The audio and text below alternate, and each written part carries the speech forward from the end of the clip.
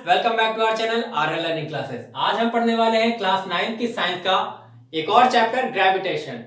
चलिए आज हम इसका बेसिक देखेंगे, इंट्रोडक्शन देखेंगे कि ग्रेविटेशन क्या होता है और ग्रेविटी क्या होता है। इसके बारे में जो डेफिनेशन हमें दी गई उसके अकॉर्डिंग हम समझने की कोशिश करते हैं। ठीक है, तो देखिए gravitation force, gravitational force, sorry gravitation नहीं ग्रेविटेशनल, ठीक है। ग्रेविटेशनल फोर्स क्या होता है? Every object is pulling on every other object in the entire universe because of gravitation force.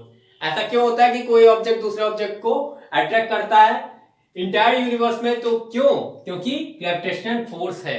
अब जो है आप कहेंगे कि ऐसा तो नहीं होता कि हर ऑब्जेक्ट एक दूसरे को क्या कहते हैं अट्रैक्ट करे। ऐसा होता तो वो आपस में लड़ जाते हैं। उसके बारे में भी हम लोग आगे डिस्कस करेंगे। ठीक है, अब सेकंड चीज है आपके पास ग्रेविटी। ग्रेविटी के बारे में आपने बहुत सुना होगा, न्यूटन जी ने काफी बताया हम लोगों को। अब चलिए हम लोग फिर से पढ़ते हैं। ग्रेविटी क्या होता है? Gravity is a force that attracts a body towards the centre of अर्थ। मतलब अर्थ के सेंटर की ओर अट्रैक्ट करती किसी भी बॉडी को। फॉर एग्जांपल मैंने ये फेंका और ये वापस नीचे गिर गया, मेरे हाथ से नीचे गिर गया। ठीक है, तो ये नीचे क्यों आया? क्योंकि ग्रेविटी है। ग्रेविटी है तभी गिर रही है चीजें। ठीक है, लेकिन ग्रेविटी इंसान किसी को इतना नहीं गिराती, कोई भी ऑब्जेक्ट को जितना इंसान पैसों के लिए गिर जाता है। ये ज्ञान की बात थी। ठीक है, तो gravity is a force that attracts a body towards the centre of earth और towards any other physical body having mass. मतलब अगर कोई और बॉडी है जिसके पास मास है तो उसके ऊपर भी गिरा सकती है। ठीक है, उसकी तरफ भी गिरा सकती है। फॉर एग्जांपल आप ऊपर से गिरे, कहां गिरे? कार के ऊपर गिरे, छत पे गिरे, टेबल पे गिरे या कहीं भी गिरे। क्यों गिर रहा है? क्योंकि बीच में वो आ रहा है ना, इसलिए। ठीक है, उसके ऊपर भी आप गिर सकते हैं। और डिटेल में जो है देखिए कैसे कि अगर फॉर एग्जांपल ग्रेविटी, हाँ ग्रेविटी के बारे में आपको पता है, किसने बताया था? न्यूटन ने बताया था। न्यूटन को किसने बताया था? मैंने बताया था। क्यों? एक दिन मैं पेड़ के नीचे बैठा था और सेब गिरा। ये बात मैंने किसको बताई? न्यूटन को बताई। फिर न्यूटन उसी पेड़ के नीचे जाके बैठे और सेब उनके लिए भी गिरा। तो उन्होंने आके मुझसे डिस्कस किया कि हाँ काफी भाई सही बात बोली है रजत भाई। तो न्यूटन जी ने हमें क्या बताया? ग्रेविटी कैसे होती है। ठीक है, every object falls downward due to gravity. तो थैंक बोलिए हमें और कमेंट में थैंक्स लिख दीजिएगा। ठीक है, तो ये आपको पता चल गया कि ग्रेविटी किसकी वजह से डिस्कवर हुई? मेरी वजह से। ठीक है, तो अब थैंक यू मत बोलिएगा। चलिए, ग्रेविटी आपको पता चल गया। ठीक है, अब आप सोच रहे होंगे कि अगर ग्रेविटी है तो ये जो मून है हमारा अर्थ के चारों ओर ऐसे घूमता क्यों रहता है? गिर क्यों नहीं जाता? उसको भी गिर जाना चाहिए ऑब्वियसली। बहुत से लोगों के दिमाग में ये भी क्वेश्चन आते हैं उठपटांग। तो उसको हम बताते हैं कि कैसे। ये डेफिनेशन आप नोट कर लीजिएगा। चलिए अब डिस्कस करते हैं ग्रेविटी के बारे में, ग्रेविटेशनल फोर्स के बारे में कि कोई ऑब्जेक्ट कैसे हमारा यूनिवर्स वर्क कर रहा है और कैसे हर जगह ग्रेविटेशनल फोर्स है। तो देखिए फॉर एग्जांपल एक लड़का है, ठीक है, यहां पे कोई, और उसने ये स्ट्रिंग से एक ऑब्जेक्ट या कोई भी पत्थर बांध के घुमा रहा है। तो वो ऐसे घूमता रहेगा जब तक उसको वो स्लो डाउन नहीं करेगा। स्लो डाउन नहीं करेगा मतलब स्पीड कम नहीं करेगा। जैसे जैसे स्पीड कम करेगा तो ऑब्जेक्ट इधर आता जाएगा, इधर आता जाएगा और फिर फाइनली नीचे गिर जाएगा। क्यों? स्पीड की वजह से, उसकी वेलोसिटी की वजह से। उसकी वेलोसिटी है जिसकी वजह से वो एक ऑर्बिट में घूम रहा है। ठीक है, एक ऑर्बिट में घूम रहा है, एक सर्कल में घूम रहा है, सर्कुलर पाथ पे घूम रहा है, और ये स्ट्रिंग की वजह से। अर्थ और मून के केस में क्या होता है? ये स्ट्रिंग क्या होती है? ये स्ट्रिंग होती है हमारी कौन सी? ग्रेविटी वाली। ठीक है, और ये वेलोसिटी होती है हमारी क्या? ऑर्बिट, जिसकी वजह से वो फॉल नहीं होता है डाउनवर्ड। एक और तरीका से बताते हैं हम आपको। ये तो आपने देखा बेसिक। जितने भी ऑब्जेक्ट है यूनिवर्स में इसी बेसिस पे वर्क कर रहे हैं। ठीक है, अब कोई ऑब्जेक्ट आपस में क्यों नहीं लड़ जाता ग्रेविटेशनल फोर्स की वजह से?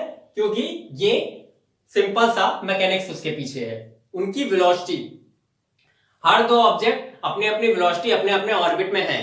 अगर उनकी वेलोसिटी कम ज्यादा होती तो वो मे बी कोलैप्स कर सकते हैं, लेकिन ऐसा नहीं हुआ।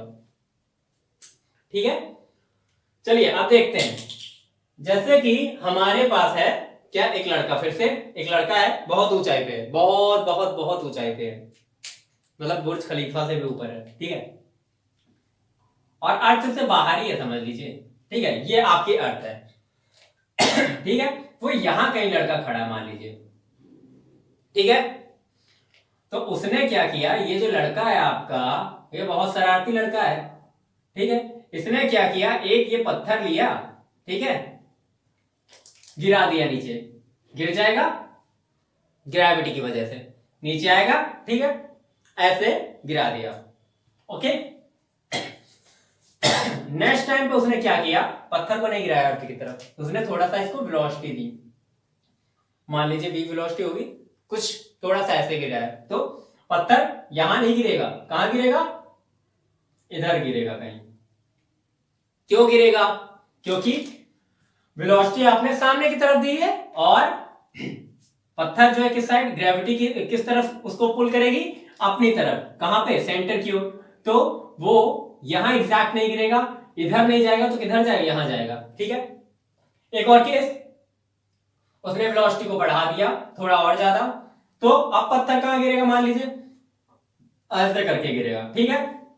हो सकता है यहां गिरे, कहीं भी गिर सकता है, ये एक हमें इमेजिनरी कंडीशन ले रही है, ठीक है।